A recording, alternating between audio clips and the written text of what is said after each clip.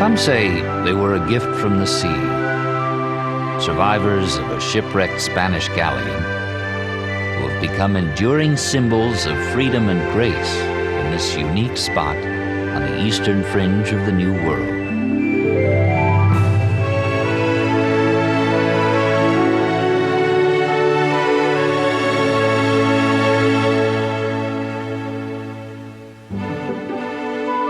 This is the tale of two islands, Chincoteague, a slender 7-mile-long, 1.5-mile-wide splinter of Virginia, and the only thing protecting it from the occasional fury of the Atlantic, neighboring Chincoteague. Both islands are situated in an area that is known simply as the Eastern Shore. The term Eastern Shore is very, very old. When the English entered Chesapeake Bay in the 1500s, they referred to the eastern shore of the bay and the western shore of the bay. The peninsula that separates the Chesapeake Bay from the Atlantic is today divided among 3 states, Delaware, Maryland, and Virginia, the Delmarva Peninsula.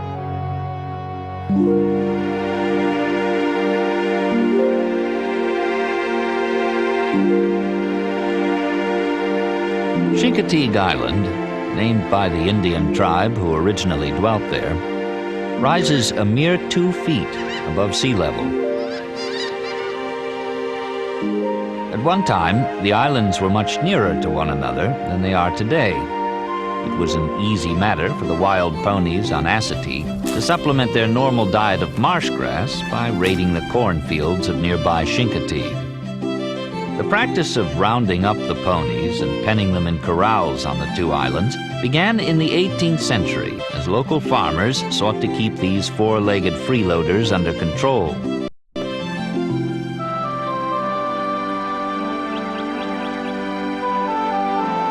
It isn't as lively, but Chincoteague is a popular destination in its own right.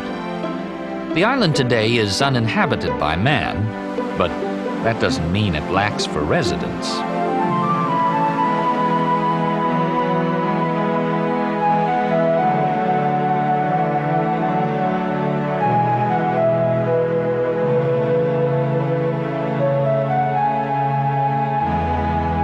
It's federal property now, divided into the Chincoteague Island National Seashore and the Chincoteague National Wildlife Refuge. The National Wildlife Refuge was established in 1943, and it basically took in the southern part of Chincoteague Island, or that portion which is actually in Virginia. Chincoteague Refuge is one of the best refuges along the East Coast to come and see a variety of wildlife. And basically, you name the season and we can tell you what's going to be here. If the ponies and wildlife of Chincoteague enjoy government protection, the human inhabitants of Chincoteague have always had to depend on hard work, good luck, and an uncanny ability to make do with what was on hand at any given time. The primary industry here was seafood and water-related activities. Most of the people that lived here were seafarers in one way or another. They were either Coast Guard, Lighthouse Service, Merchant Marine, watermen. And at one time, when I was a boy, that's pretty much all we had.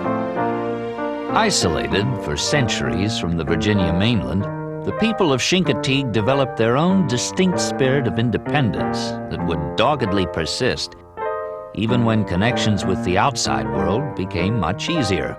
There was no bridge to Chincoteague prior to the early 20s. Transportation was by boat or by horseback or by horse cart.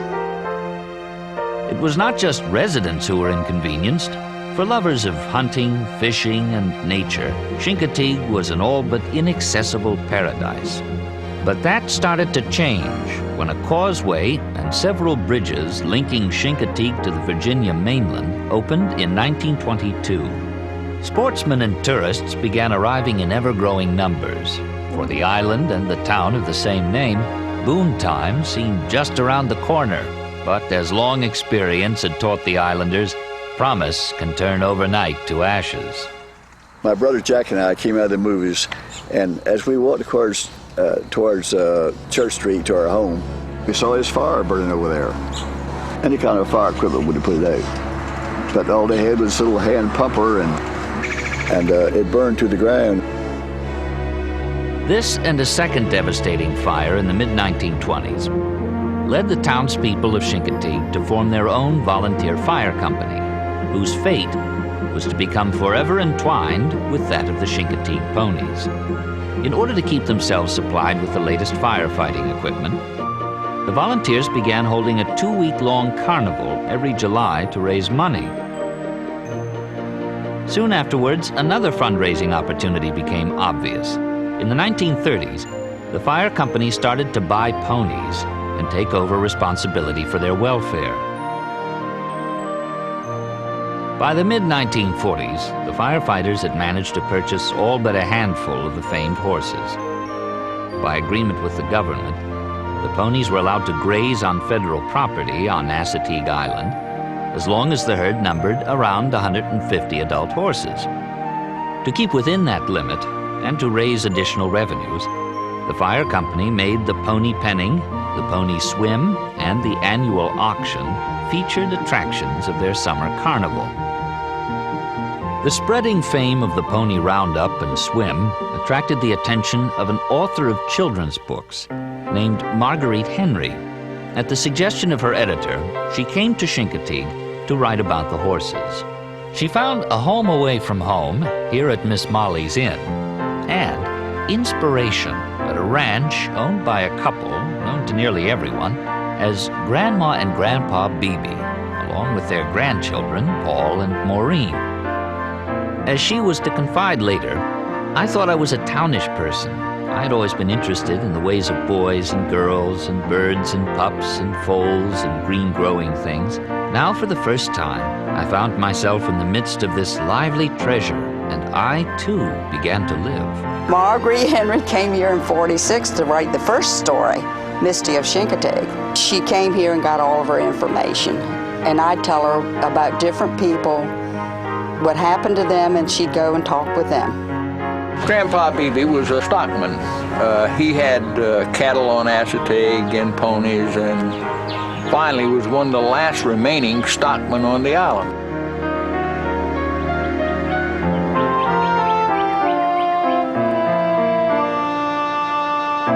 Gosh, I used to spend every available minute down at Grandpa Beebe's because of my attraction to ponies. And they were indeed characters, both he and his wife. Marguerite Henry's fictional tale of courage, loyalty, and love featured the real-life Beebes and their equally authentic pony, Misty. The resulting book became a children's classic that made the author and the town household names. It was also the first installment in what would be a long collaboration between Miss Henry and illustrator Wesley Dennis. A film version of Misty and best-selling sequels about the island-dwelling horses gave the area's popularity an additional boost. That's brought us major media coverage. Everybody still comes down and wants to see Misty, wants to see Misty's offspring. Especially during the roundup, you walk by and you hear the little kid looking through the bars, the crowd here. They're saying, look, that one looks just like Misty.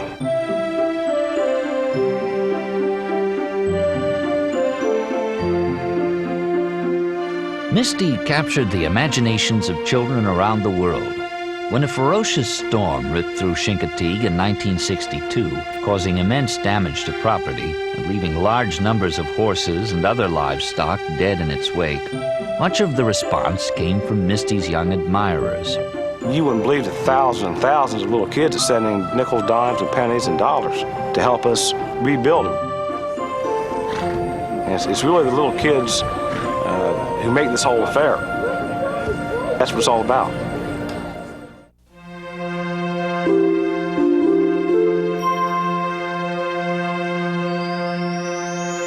Marguerite Henry found much to admire about island life, and it clearly shows in her writing. Her Chincoteague is a place of straight talking and clear thinking. Good morning.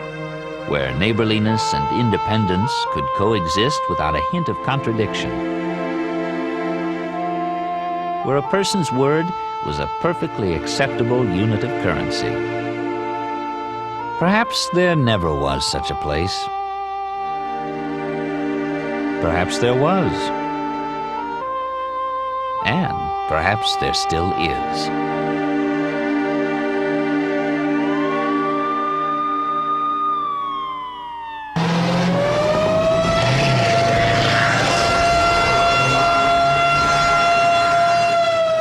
We try to keep around 50 people on an active roster of firemen. We try to keep our turnout gear, helmets, boots, gloves, and all that, in the back of our cars or trucks. And when the whistle goes off, the nearest engineer to the firehouse responds, gets a truck, and goes to the scene. We meet them there by our private vehicles. Everyone must also be advised all patients are accounted for and there are no injuries. Life preserver works anyway, don't it? It was an accident. Responded everything that you needed, just in case. It's better to have what you need and not need it than need it and not have it. Fortunately enough, everybody turned out to be all right. I'll say we've got the best firefighting equipment on the East Coast. The nearest hospital is either 50 miles north or 50 miles south. You want the best you can have, trying to keep you alive for those 50 miles. Well, the fire company is the backbone of the community. It's made up of people who can least afford to give their time, yet do. They've just done a fantastic job. For all the light-hearted atmosphere of the carnival, the swim, and the auction, these events have an underlying seriousness for the firefighters. It's their one and only chance each year to raise funds for new equipment. This truck here is one of our older trucks that we have in the station. It's starting to get a little rust, the salt air and whatnot. And if we have a good carnival, a good pony swim this year, this is the truck that we're going to try to replace with a new pumper. It's on our application when you get in the fire company. One of the requirements is you have to work every night of the carnival.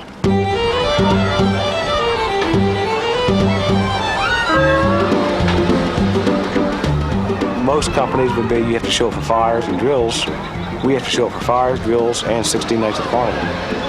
And before that, we're down here for about 4 to 5 weeks setting up. And we'll start planning after this carnival's over with for next year's carnival. Yeah, take your favorite number here, pick your favorite team.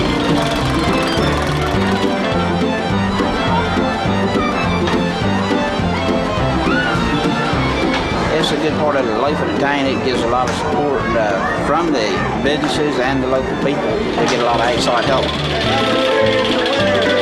We couldn't do it without our outside help. There you go, have fun, enjoy. It takes approximately 100 people to man all the rides, concessions. The Liaison Auxiliary has their own group that comes in. All the food stands, games.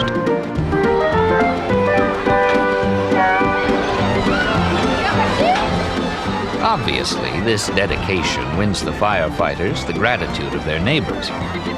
But certain members get an additional reward, the chance each year to indulge in the perennial fantasy of youngsters the world over, becoming a cowboy.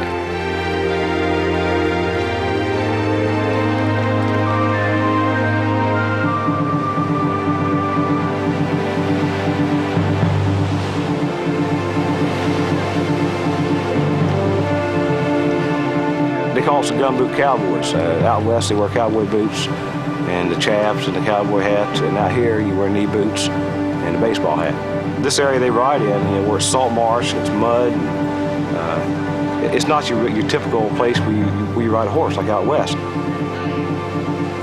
As the volunteers know all too well, those few days of glory are paid for by months and months of long and less glamorous labor.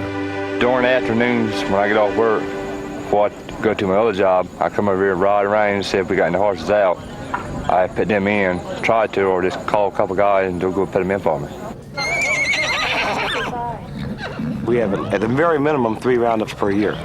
We have our spring roundup, which is usually about April, when all the state vets come down. They come down, do the worming, blood test, vaccinations, rabies tests, rabies shots. July is our big roundup when we bring the horses across the channel, make the swim, and have the auction and the pony penning days. And then usually in October, we have to round them up again. Every year, the HSUS, Humane Society of the United States, the AHPA, PETA, All these humane groups and horse groups come down, and they really watch over us real hard. So we take better care of these animals than is required by us, not because they want us to or we have to, but they're our bread and butter.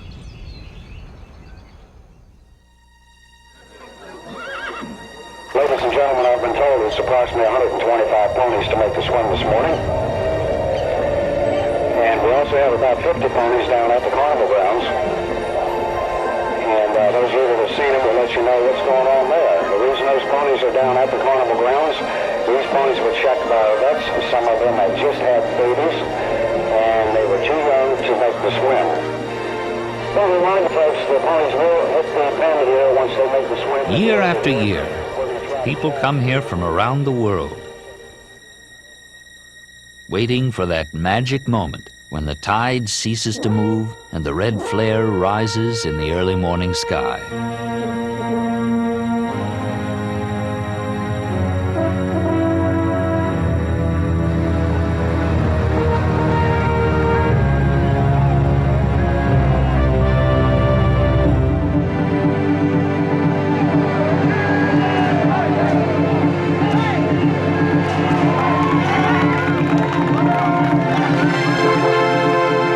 Swim on high tide, they probably swim 75, 80 yards. When they swim on low tide, they can near walk across the channel. And every other year, what we try to do, we try to coincide to swim. It's the early morning slack tide. It just stops 20, 30 minutes. That's when we put them in the water. We've never lost one yet.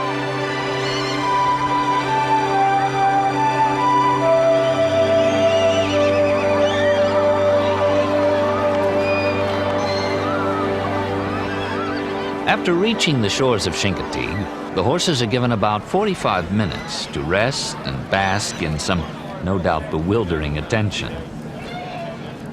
We're going to give the ponies a rest here in the corral, and then we're going to go here on up to the carnival grounds, and then they'll be pinned at the back of the carnival grounds. You can see them there. The auction will take place tomorrow morning at 8 a.m., folks, 8 a.m. sharp, rain or shine. It was a good swim. We'd like to see them maybe a little closer together coming over, but everybody came through, no panic, no major injuries. Like I say, just a bare minimal scratches and scrapes. So it was a good swim.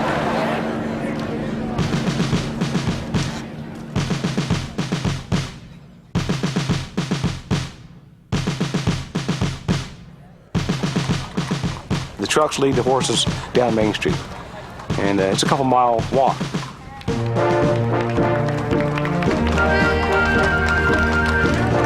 And that's what it is, it's a walk. They just take their time.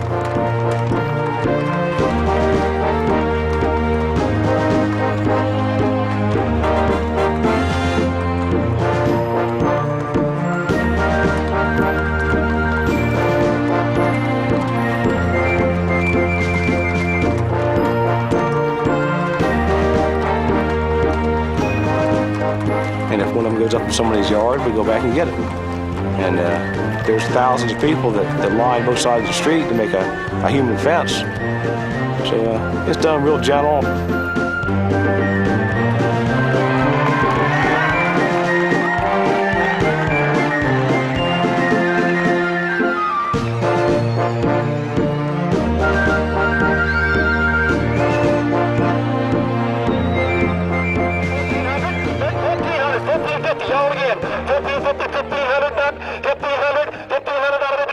The day after the swim, selected colts are put up for auction. This is the kind. This is the one. This is the one to take on. Believe me, trust me. $1,600, $1,700, $1,700, $1,700 bid. Would you get $1,700 bid? Would you do $1,700 bid? $1,800 bid. Would you take $1,800?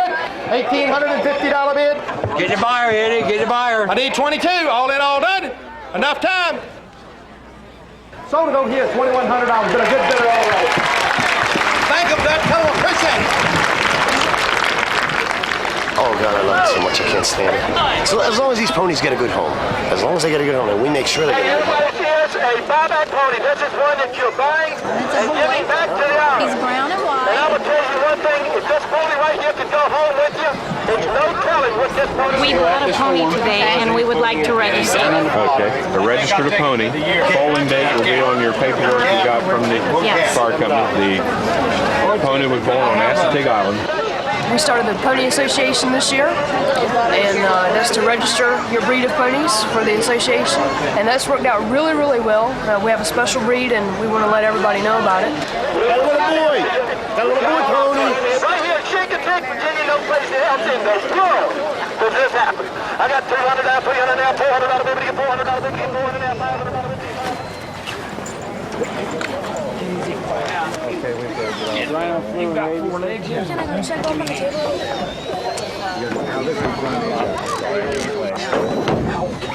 You go jump, don't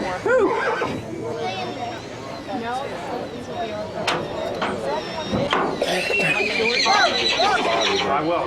Okay, thank you.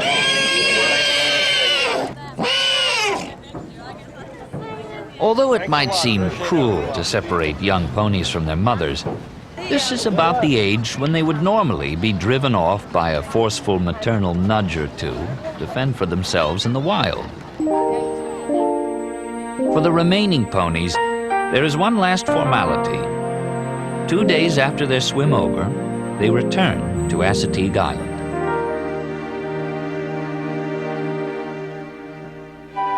It's not only the volunteer fire company that's benefited from the growing success of the carnival and pony penning week.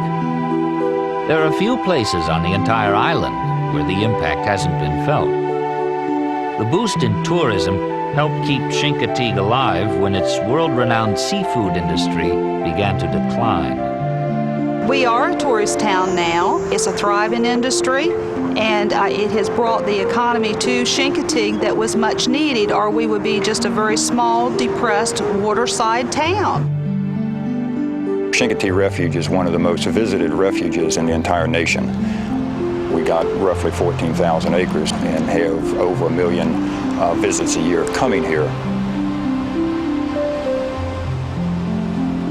Obviously, whatever happens out here, the community is very concerned about whether or not it will affect visitation. So one of the big problems is how do we maintain that visitation, but also teach the people that are coming here something about wildlife, something about the needs of wildlife.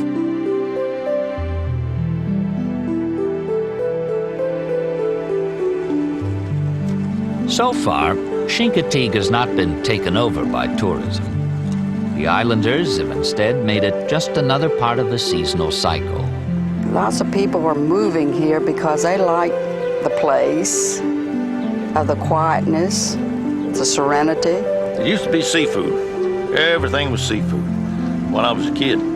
I believe any good thing never stays the same. Changes are necessary, and I feel that even with Chincoteague, some of the changes that we've had here has happened for the best.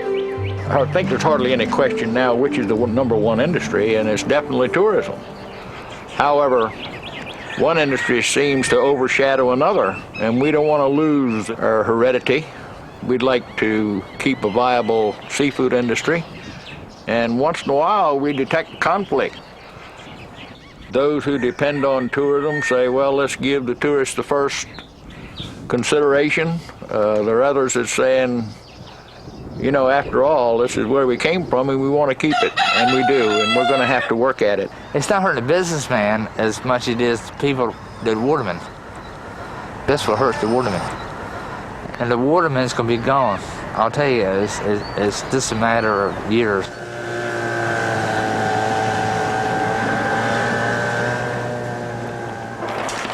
This is still a seafood port. It's very important for even our tourist industry, and it's very important for the local people here.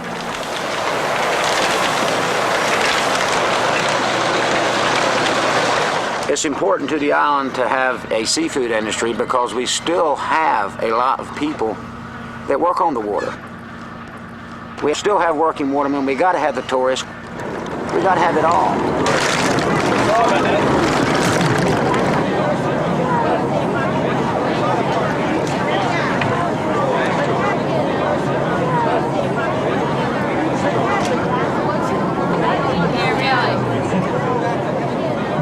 This is not a story there are economic uncertainties. Many of the larger-than-life local legends have passed or are passing from the scene, and there is no real escape from mainland maladies like traffic and crime. But as many reasons as residents can list for moving on, they always seem to come up with more reasons to stay put. What this island is today didn't just happen. People had to struggle and work and plan. People hung together and worked together to get what we have. It's a different lifestyle. It's sort of laid back, no rush, no push. You simply have more time, and there's not the pressures on you there is in the metropolitan area.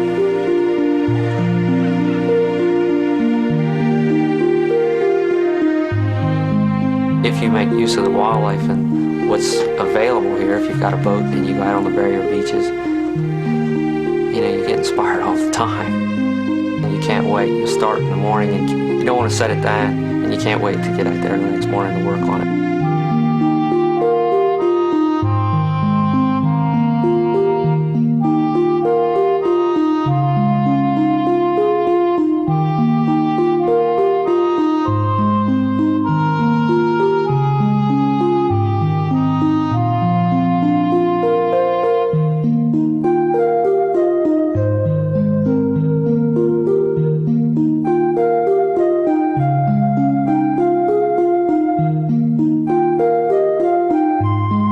I was attracted to Chincoteague because of the wildlife park, the National Seashore, and the fact that it would never be developed.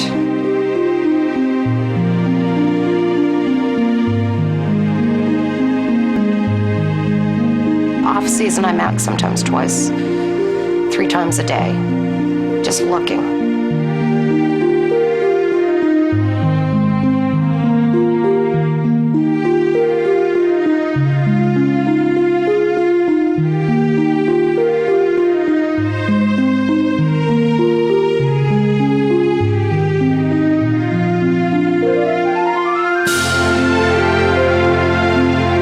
As long as the islanders can keep intact the spirit and values that have enabled them to survive fires, floods, and encroaching development, something special will remain alive, not just for the few thousand fortunate residents, but for us all.